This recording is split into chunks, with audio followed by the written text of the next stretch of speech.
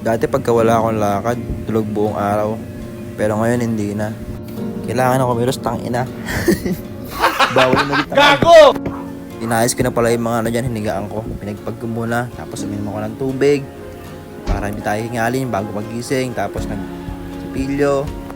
Nilinis ko muna yung bunga ko para hindi mabaho yung bunga ko. Tapos yan, habang nagkisipilyo, kung ba't ganyan mo ako, pumapangit na. Meron ko sa naiisip na bagay. Hindi ko alam kung ano yung naisip ko pero nasa isip ko pa rin eh. Gago! Nagilamas na rin pala ako after na sipilyo. Para pogi tayo tignan. Pangit ko na kasi. Banlaw mo ka tapos after nyan mag-ano ako, quick workout. Ngayon na rin simula na si Macho Man. Kala mo, laki ng katawan. Ayan, pull up muna ginagawa ko, gar.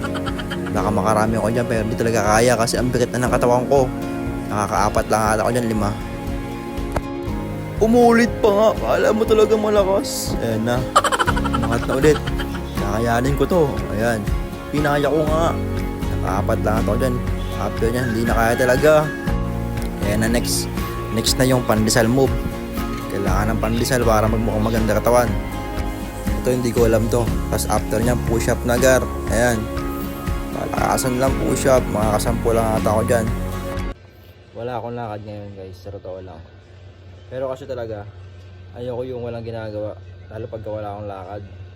So ang gagawin ko, hahanap ako ng gagawin.